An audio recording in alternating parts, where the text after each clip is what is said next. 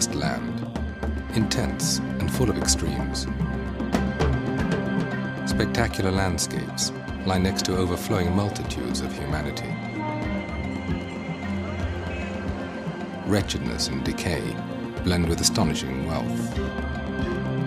Side by side, one finds overwhelming noise and deep serenity, cruelty and kindness, dark ignorance and the highest wisdom. India is a land of paradox. Where else can one witness the sight of a prisoner weeping like a child in the arms of his jailer? But this is not just another Indian paradox. This is an entirely different story.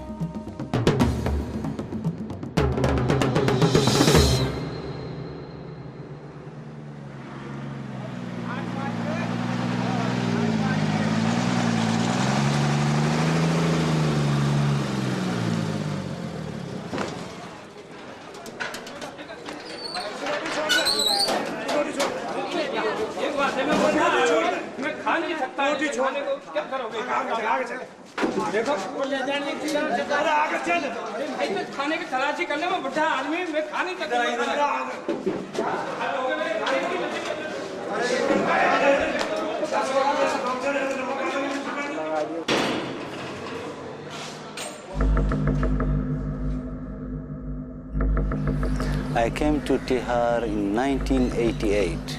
I get caught in the airport, Indira Gandhi International Airport, sorry, with 4 kilos of heroin.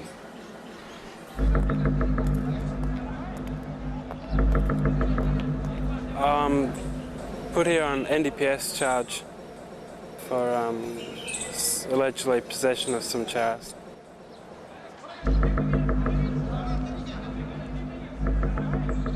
Triple murder case Ahmedabad में हुआ था 1983 में। उस case में मुझे पहले फांसी की सज़ा हुई थी, उसके बाद में यानी हाई कोर्ट में लाइफ सेंटेंस की सज़ा हुई। What am I doing in Indian jail? Time is what I'm doing in Indian jail. No, actually I'm doing Vipassana now.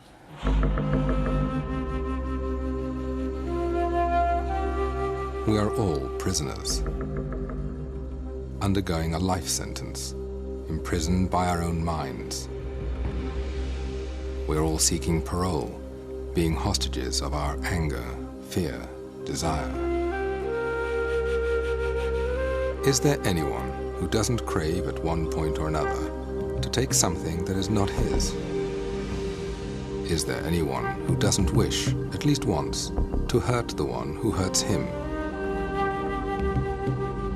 It is a thin line that separates us from these people who stare at us from inside this cage.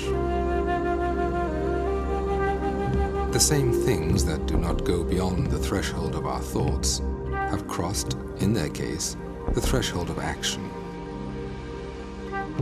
But still, we are alike.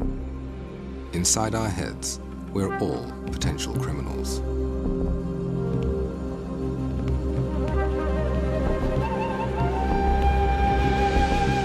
This is Tihar Jail, one of the largest prisons in the world. 10,000 people are imprisoned here. 9,000 of them are still awaiting their trials. The wheel of justice rolls slowly and heavily in India, like an overloaded truck. A pickpocket may find himself waiting for 6 years in order to receive a 1-year sentence. It could take another 2 weeks. It could take another 2 years, 3 years, 4 years. They take their time.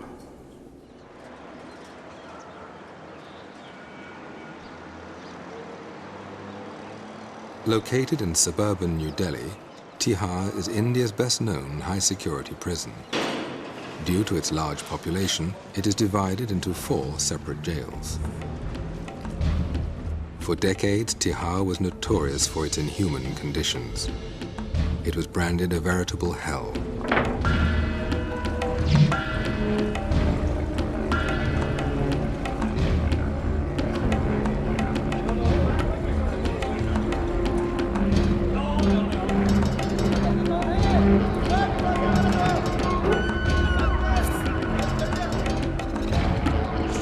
Violence, corruption and drug use are common problems in almost any prison. But in Tihar, they were magnified due to congestion and harsh conditions. It was a horrible place. There was a lot of extortion, a lot of beating, a lot of gang fights inside the jails. There was a lot of problems, many problems. The combination of 1,000 convicts, along with thousands still awaiting their trials, had created a hierarchy of power and an explosive atmosphere. There are massive more under trials than there are convicts. The few can control the many. Take from the under trials. Convicts used extortion, and you beat a few people up occasionally, and the many will come across with a few rupees here, a few rupees there, you know. The inmates, they're not being themselves. I mean, this a macho image, I mean, tough, aggressive. You know, you get a few thousand macho people together, you know, and that's a lot of aggression, you know. And that's a lot of controlling, because this is prison, that's a lot of controlling to do. So I've understood when I first came here myself that sometimes the stick had to be used. But you have a point where you don't go beyond. The jail staff were trained under the old tradition of oppression, isolation and punishment. They believed that if the prisoners were made to suffer, they would not commit crimes after their release for fear of being sent back to this hell. But they were wrong. In Tihar, prisoners were specializing further in crime. I'm here now about 13 months. I was taking some heroin from Kathmandu to Toronto via the airport in New Delhi. I was searched in New Delhi and I was brought here. David is one of the foreign inmates kept in Tihar. Everybody is a legal expert in Tihar jail. Everybody knows all the ins and outs of the Indian system. It just so happens some of them will be here for 6 or 7 years maybe, but they'll tell you how to get out. With this record, Tihar was hardly the place to expect a breakthrough in prison reform. And yet, this is exactly what happened.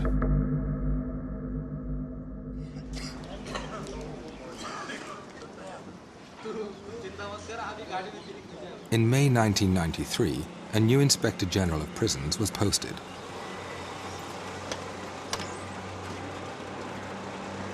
The new IG was Kiran Bedi, a little woman with a big reputation and an even bigger vision.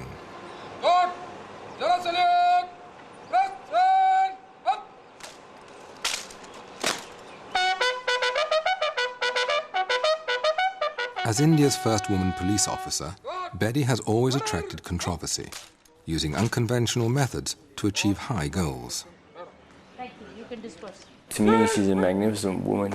She's got integrity, she's got very high morals, and she certainly has ambition. She's been everything from a tennis star to a notorious policewoman who used to tow away dignitaries' cars from towaway areas. That's where they called her Crane Betty. I vividly remember the day when she was to join. We have a meeting for 1.5 hours, and that meeting she only made us clear there is a very thin thread between us as officers and those inside. We have also made blunders in our life, but thank God we are not inside. Unfortunately, they are. Right from the start, Bedi told her staff that she intended to turn Tihar prison into a place for personal development, an ashram. I started to share with them my vision of a prison. I held my meetings, first of all told them that you're going to work as a team, work as a family. Asking them, are they aware of what their whole job priority is? What are they meant for? Are they here as watchmen or are they here for a larger job? Ever since she took office, she did a lot of a transformation. She's a person who solves problems. If you cannot solve a problem, that you are part of the problem yourself. We kept using a lot of love and care, actually giving them love and care.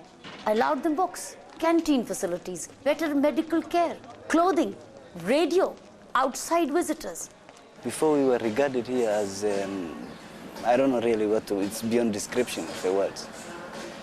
She showed us that we are human beings. And therefore, we deserve to be treated as human beings. I've talked to them, I've shared with them, I've read with them, I've laughed with them, I've sung with them, I've even danced with them. is to make them feel as normal as they should be feeling. Why? Because after all, when they're going out, they have to go into normal society. So how can I keep them bottled up here and expect them to be normal when they're going out? I must release them as normal human beings, or if possible, even better human beings. This is a general feeling that those who have done some crime, they should be punished. This is fine, they should be punished. But after punishment, what? They will not live in jail all through their life. They will come out in the society, and if they are not reformed, they will commit more crimes. The atmosphere in Tihar had improved, but Betty knew that all material solutions are always partial solutions. She was seeking a deeper change. Human mind needs its own food. Human mind needs positivity. Human mind needs some higher thinking. So this was all I knew, because that's what my mind needs. Many of them did not know the way to change. They are ready to change. They said, we want to change. But how? They have no skills to handle their problems. How do I give them skills to handle themselves? What do I do? I was absolutely like a fish out of water. Where do I go for a magic? Who will come to this prison to counsel? Who will provide the psychological food? I was just looking for an answer. And I got an answer. The answer came, unexpectedly, from inside the prison. One morning, Betty was doing her daily rounds. A young jail officer approached her and told her of an age-old teaching called Vipassana. I was walking the prison, and one officer, Rajinder Kumar, came to me, said, "Madam, you're looking for an answer? I have the answer." And what is the answer? There is a technique which change all. I also do a work of Vipassana meditation, and it changed a lot in myself. I was a very angry man. I would be horrible as a person, but I went for Vipassana and I'm a different person. Madam, if you don't believe me, ask my family, ask my colleagues. If you introduce this course in jail, so it will help all the inmates. They will get rid of their sufferings. Then she immediately told me, "You give me address." So he gave me the address of Mr. Ram Singh. I wrote a letter to Mr. Ram Singh saying, "Could I have you visit my prison?" Exactly, still not knowing what Vipassana stands for. What Kiran Bedi also did not know was that Vipassana meditation had previously been tried in Indian prisons.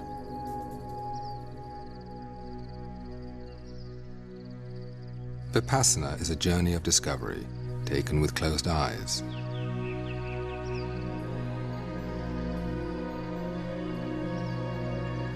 The goal is not simply to satisfy the traveler's curiosity, but to get transformed by the journey and start living a better life. Vipassana means to see things as they really are, in their true nature. It is an ancient meditation technique discovered 25 centuries ago in India by a man named Siddhartha Gautama, known as the Buddha. The records from the Buddha's time tell remarkable stories of serial killers changed into saints and of cruel tyrants who became model rulers by practicing this technique. With the passing of time, civilizations rose and fell, but Vipassana was carefully preserved and passed on from generation to generation in South Asia.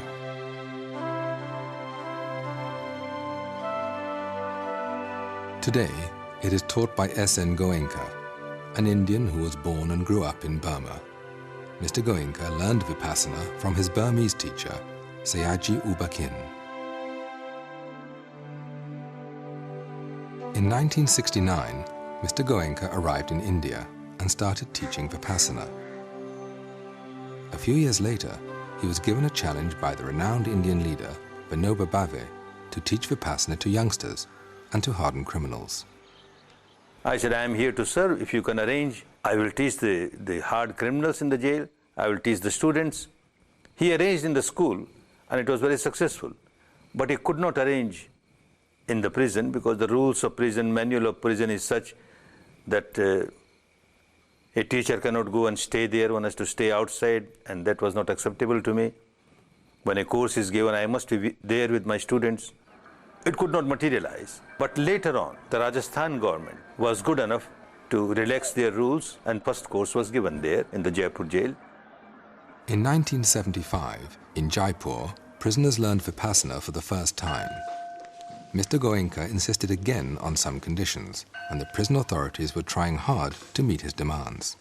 Before the course started, some people were brought in chains and ankle chains. So he said, "What is this?" I said, "They are very hardened criminals and very dangerous criminals, and we want that they should also take a course." But he said, "Why have you put the chains on them? Because they are dangerous." He said, "No, I can't give Dhamma to the people while they are in chains. So they have to be removed." And the IG and the superintendent of jail, they didn't agree. Because the IG said that there is a great possibility that one of them or few of them will get up and strangle Mr. Goenka or you as Home Secretary, and they will get a big name. Because they are in any case dying, they will be hanged or they will have serious punishment.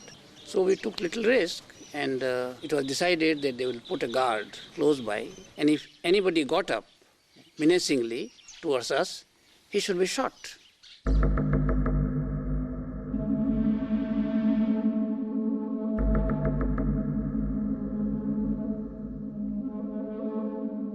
Fortunately, no shot had to be fired. The Jaipur jail course concluded peacefully.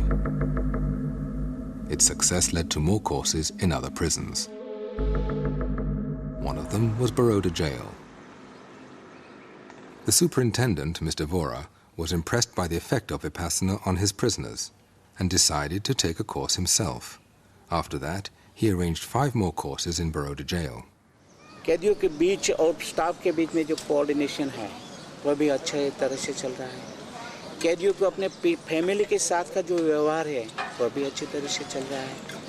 कैदियों में जो revenge लेने की जो भावना है कि मैं यहाँ से छूट और बाद में उनको मार डालो, ऐसा कर डालो, ये सब उनमें से निकल गया. Babu Baya was notorious for killing 3 people in 5 minutes during a gang fight. और जो मेरी खिलाफ पार्टी थी, जिनके लिए मुझे नफरत थी, बदले की भावना थी, विपස්සना साधना से इतना परिवर्तन आया कि उनके लिए मुझे एक तरह की हमदर्दी जागी, अपने किए पे पछतावा हुआ. After taking a course, he contacted the family of his victims, seeking forgiveness. यानी समाधान कॉम्प्रोमाइज के लिए वे तैयार भी हुए. और 92 में रक्षाबंधन के दिन यहाँ पे आके उन्होंने मुझे, दोनों बहनों ने काफ़ी खेलदिली पूर्वक स्व खुशी से आके उन्होंने राखी बांधी और एक भाई बहन का पवित्र नाता उन्होंने यानी जोड़ा है. और आज भी मैं उनकी फैमिली को पूरा अच्छी तरह अपनी फैमिली की तरह ही संभाल रहा हूँ. क्षमा देना और क्षमा आपना ये दोनों बहुत मुश्किल काम है. जिसका हस्बैंड मार डाला है, जिसका भाई मार डाला है, उनके हाथ में, उनके मुंह में राखी बनना, उनके मुंह में कुछ स्वीट डालना, हिम्मत वाली बात.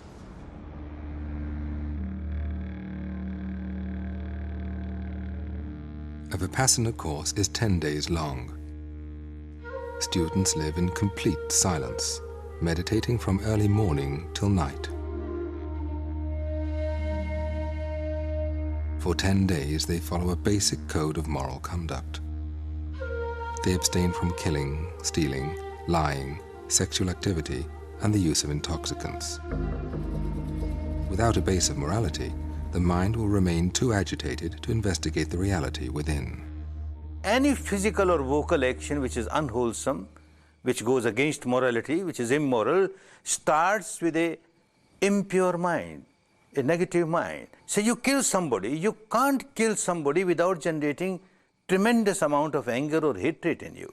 You steal something, you can't steal something without generating tremendous amount of craving or greed. And every time one generates negativity in the mind, one becomes miserable. When you do something wrong, you instantly punished. Why? Because you're now guilty. You've told a lie and you're telling 100 lies to justify one lie. You've stolen, now you're suspicious that you might be caught. The very fact that you are under the agony of getting caught is the pain you're getting out of the law of nature.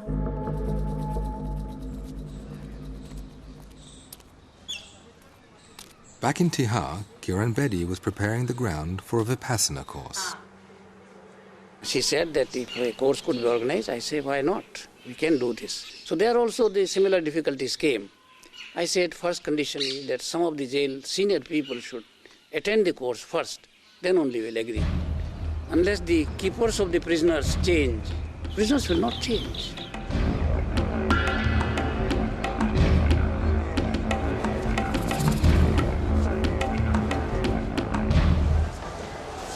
Your search should be more effective, your officer's search. Kiran Bedi was not afraid to experiment with new ideas. She sent some of the more stubborn and aggressive members of her staff to a Vipassana course held outside jail. When these men returned, colleagues and inmates alike found them to be much more calm and positive. There was actually stories of a couple of officers, that were caught doing the wrong thing, like smuggling beedies in because they pay money for them, and, when they're on such a small wage, this is good for them. And I think she was going to sack these people or, get rid of them. She gave them a chance and said, if you want to keep on working, you have to do this and this and this. And you have to go and do one of those 10-day courses as well. Everything you do, you have to pay for, one way or another. My life is instant. I do something wrong and it's there, pow.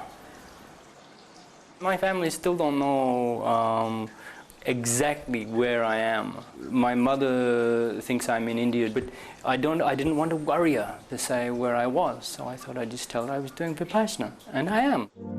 The first Vipassana course, as taught by S.N. Goenka at Tihar Jail, was held in November 1993. Over 100 prisoners and jail staff participated. She was not forcing people. Just go and see yourself. If you like it, well and good. If you don't like it, well and good. But just go, please, and see yourself. They were asking people interested in Vipassana or meditating. The school came around in one of the wards, and so I went.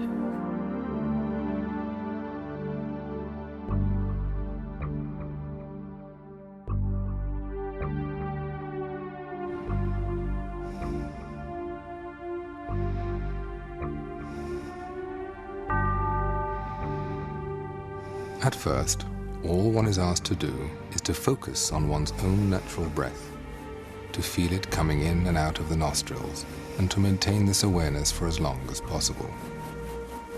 Sounds simple, but it's not.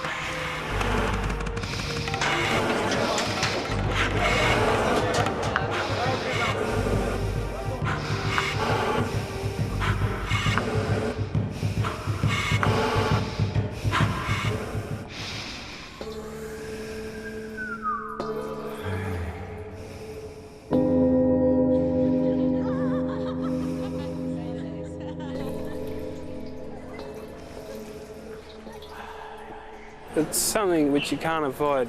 You can concentrate for so long, and after a while you don't realise it, but your mind wanders. And it's after a while you say, hey, you're supposed to be back here, concentrating, and so you come back to it. Then you find yourself, you're off wandering again, thinking about something which you're doing back home, and then hang on, you're supposed to be back on the meditation. When one sits down to be still, an endless stream of thoughts wells up in the mind. Memories, hopes, fears start flooding in.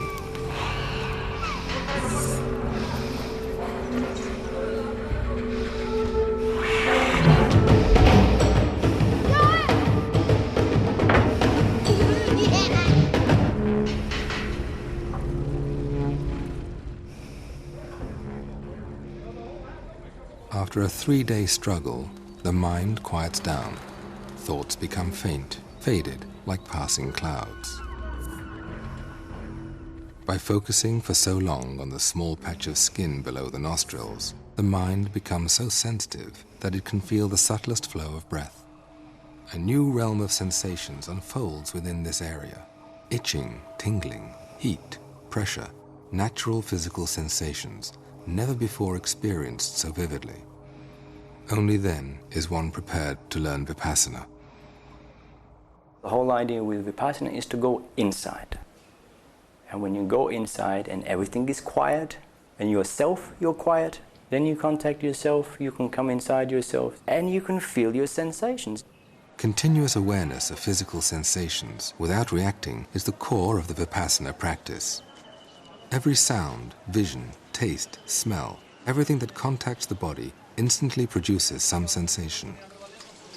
The technique focuses on natural physical sensations as the crucial link between mind and body, the key to understanding human behavior.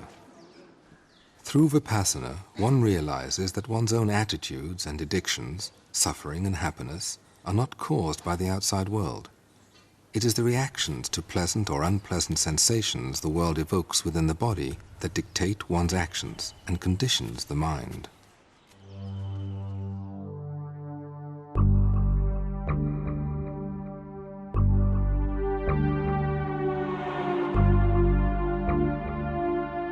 On the fourth day of the course, Vipassana is taught.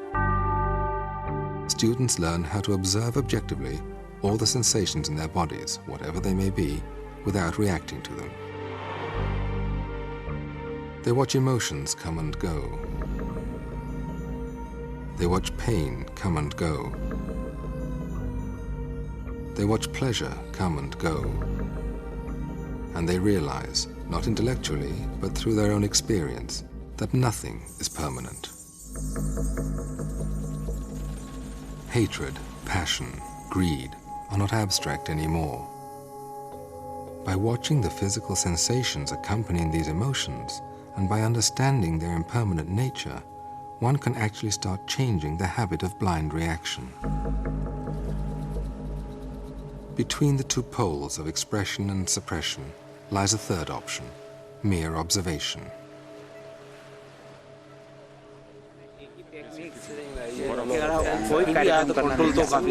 After the first course, I was like so overwhelmed with everything. I see things as the way it is, the reality. You do get a lot of answers out of it. It's you who can make yourself into the right path, and it's you who can lead to a misery. There's a happiness in there, you know?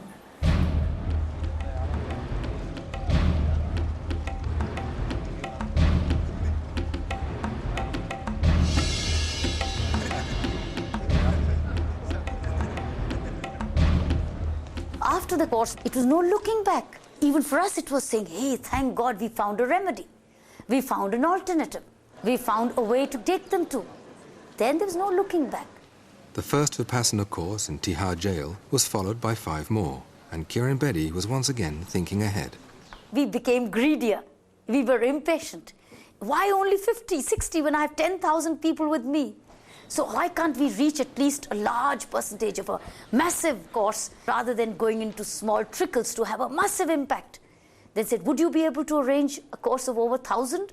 I said, yes, immediately. Are you sure? I said, yes. It was one of the most ambitious projects in the history of Indian prisons. It was also the largest Vipassana course conducted in modern times. In just a few weeks, a special area was prepared inside the prison. Accommodating in one place 1,000 inmates, as well as Mr. Goenka and his assistants, was a tremendous undertaking.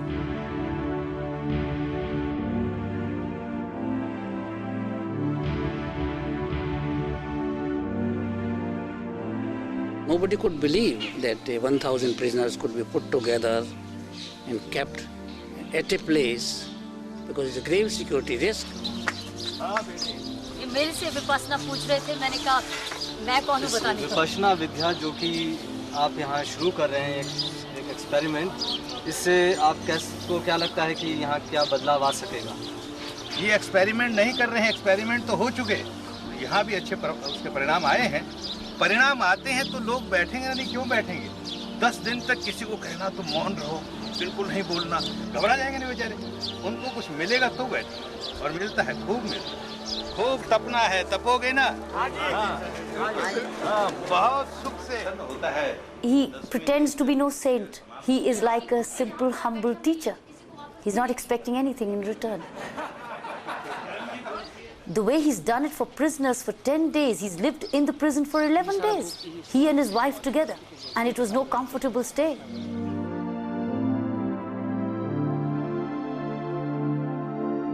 "1,000 prisoners gathered in the huge tent on the evening of April 4th. They reflected the wide range of human experience: Hindus, Muslims, Christians, Sikhs, from different nations and social backgrounds. It is essential that you will keep silence, noble silence. It doesn't mean that your mouth will be locked. Talk to your teachers, your guides. There is no restriction about it. In the early hours of the next day, a fierce rainstorm, extremely unusual for that dry season, suddenly descended.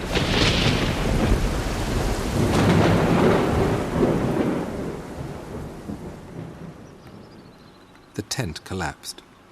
All the rugs and meditation cushions were completely soaked.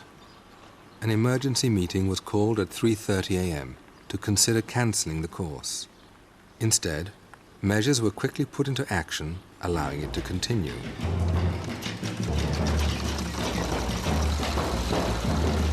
When the weather cleared, a massive salvage operation was launched. Meanwhile, the course continued as prisoners meditated in their barracks. By evening, the tent was ready again for the students to assemble, and the course went on as planned.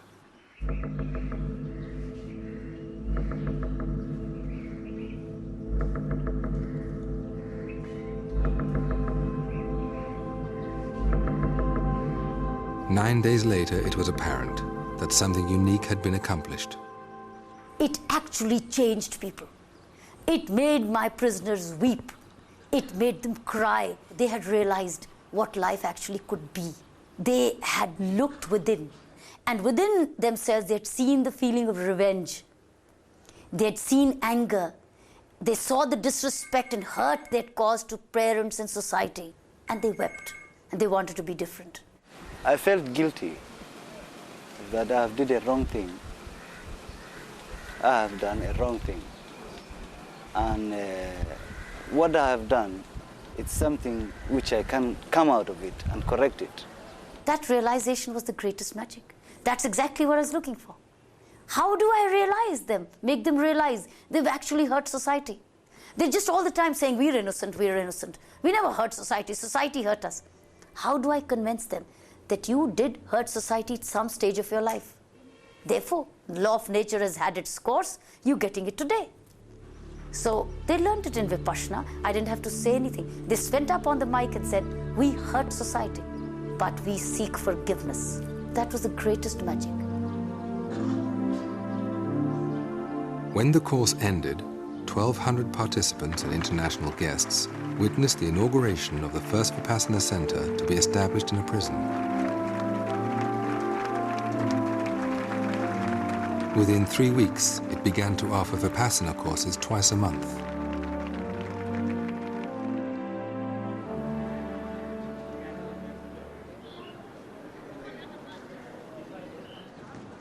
Don't expect any miracles. It will take time. Not that all of a sudden a criminal changes to the saint.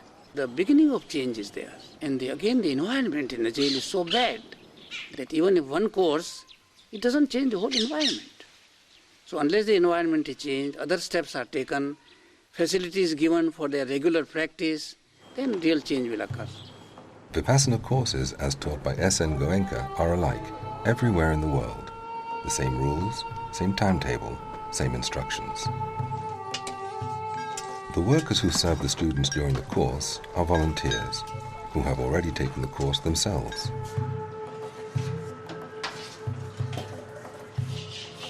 A teacher trained and appointed by Mr. Goenka stays within the course site for 10 days and conducts the course voluntarily.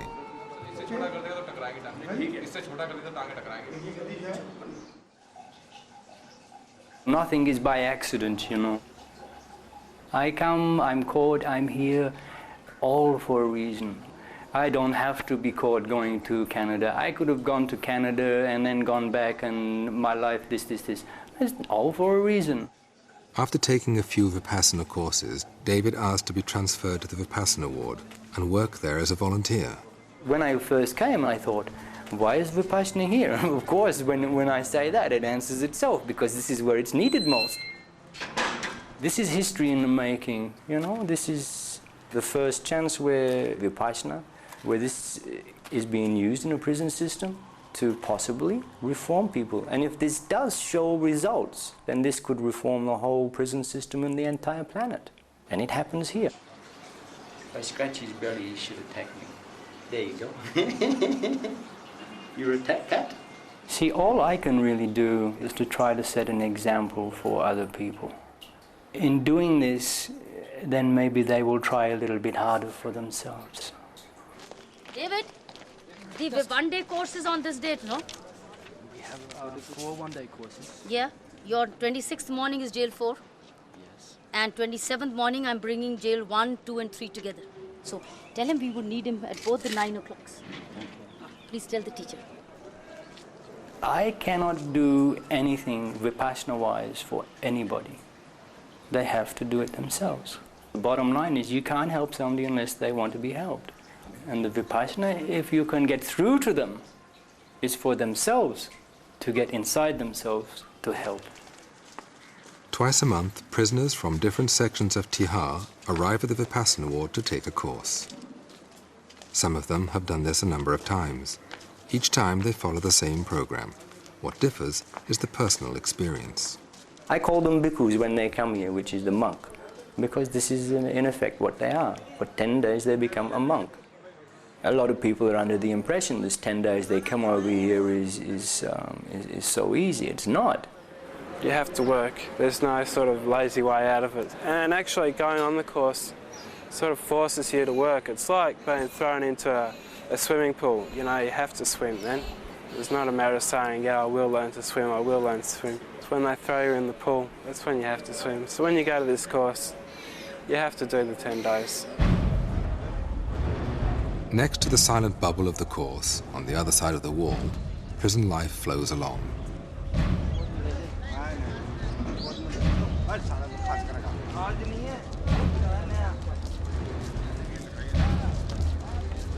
In Tihar jail, prisoners can have yoga lessons, counseling sessions, and other educational programs.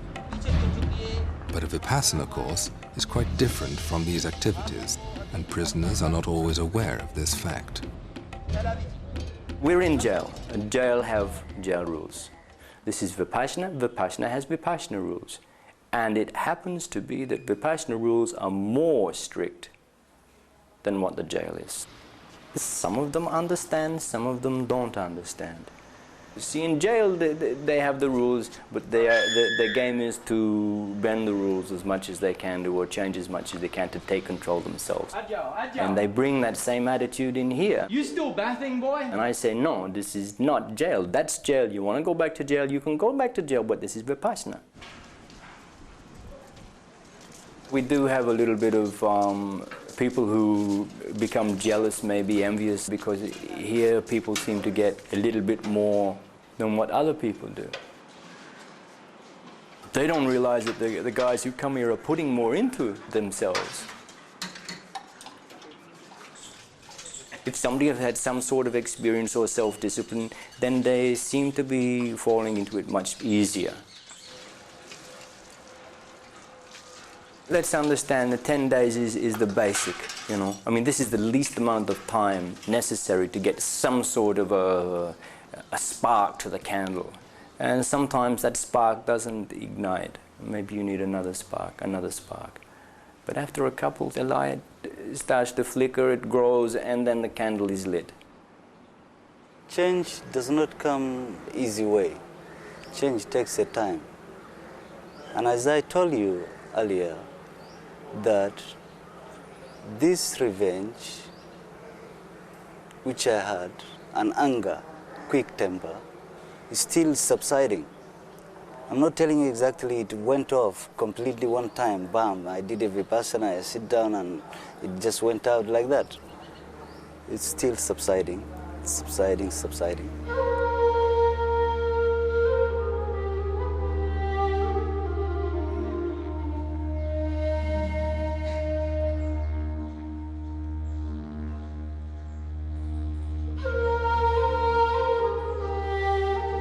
Why did it happen that I'm here? What happened to me, it's what I've done to myself. And that's why I'm here.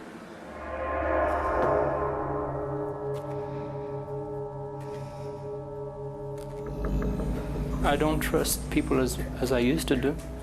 Sometimes I meet them and they treat me not good. And I think if I have a vote, I would just pull the pin and let the whole thing explode, that's it, and start all over again. Vipassana keeps trying to bring me back away from this distrustful people.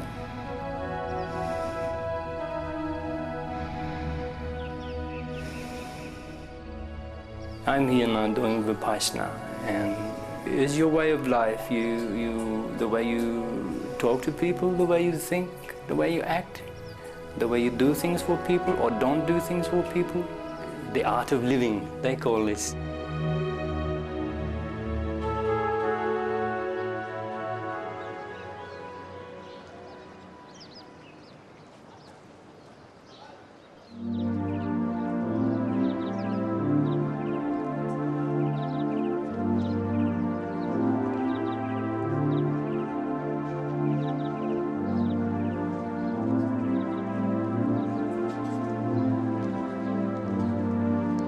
On the morning of the 10th day, silence ends.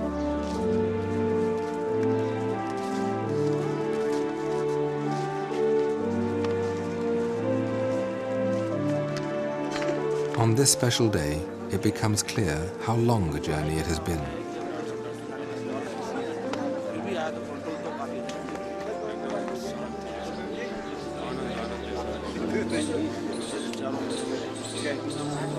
Students make the transition back to a more extroverted way of life. For the first time in 10 days, they can actually talk and share experiences. परंतु जब दूसरा दिन हुआ तो इच्छा हुई भाग जाऊं यहाँ से, पर कोई रास्ता निकला भागने का। फिर मैंने सोचा अगर फंस गए तो क्या करना, इसको देख लो ये क्या चीज है आखिर, जिससे इंसान खुद ब खुद अपना दिल और मन को टटोल कर ये देख सकता है कि मैं किस रास्ते पे जा रहा हूँ. It was a great opportunity for me being here. Before I used to regret. Now I'm not regretting it. There is no any regret within me. That yes, it happened and I did this mistake. So right now I look in future ahead. Actually, I come from a very orthodox Muslim family, and my parents, when they used to pray, and I was a very curious child. That you are praying and this person whom you are begging always, where is he? Is he upstairs? Nobody see him, and why can't he listen to prayers? Why is he prejudiced? I was looking for something which have a universal appeal, something which doesn't condemn other religions, saying that this religion is bad, this ours is good. Actually, I found what I was looking for. For all these years, the thing which has been bugging me, I found the answer here. Before, I used to feel a lot of self-pity about being inside jail, you know, thinking, why should this have happened to me, all this sort of thing. Having the Vipassana course, it's like, I'm grateful that it was there, you know, I'm almost grateful for coming to jail to actually go there and, you know, have the opportunity to do it. You know, I often think to myself, when I get home, you know, I've got my own bedroom, I can meditate there, I can make it a regular part of my life. But, you know, old habits die hard, and it's very easy just to fall back into the old pattern of lifestyle. So, before I leave here, like, I don't know when that could be, you know, there could be a chance next month or middle or the end of next year, but actually what I'd really like to do is go to a course, complete the course, and then, like, the very next day to be able to walk out of jail. I'd go out in a very good frame of mind, not a bad frame of mind which this place can create. You know, this coming to Teha, it's a lesson in life I'll never forget. You know, in a way it's a great experience, but it's just gone on for too long now. You know, I'd really like it to finish and so I can go home.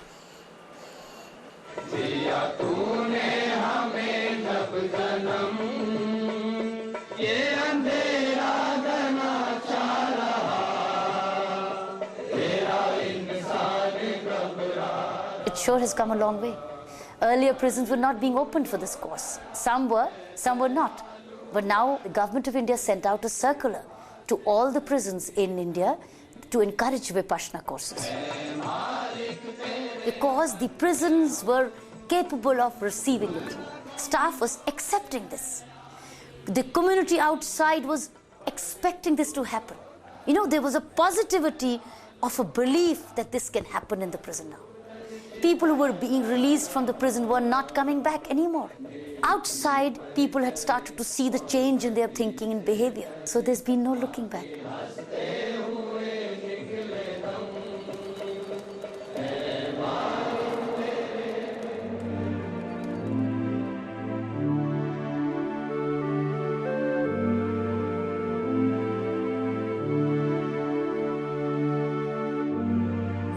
Technique which is effective here will be definitely effective anywhere in the world.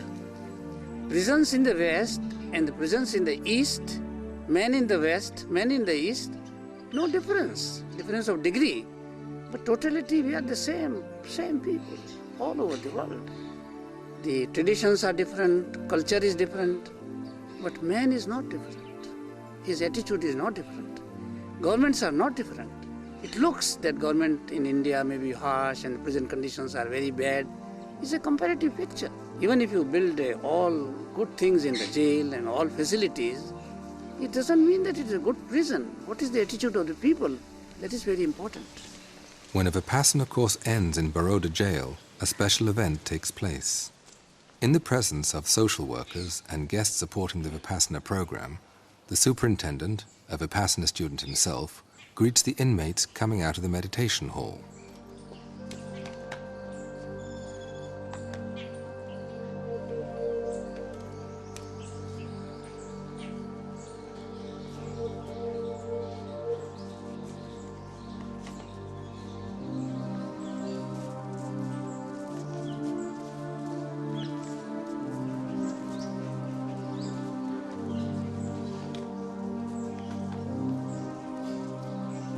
In this country, physical contact between people from such different backgrounds is unthinkable.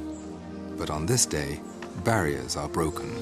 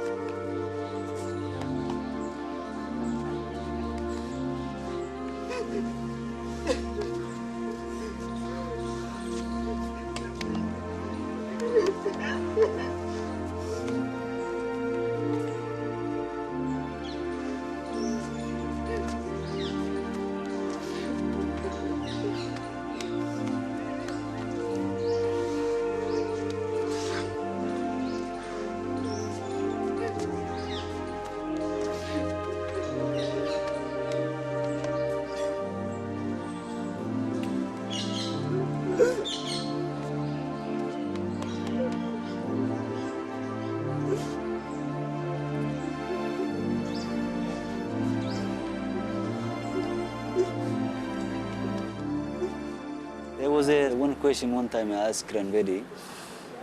I asked her about, I say, Madam, how many people in this world you think that they are doing? They are just here in this world. They believe they are here in this world just to do good. What's the percentage? She looked at me and there was maybe 20, 30 people sitting there. She said, you are the percentage. It's you, people. Okay, it's you who can make it, this world, a better place.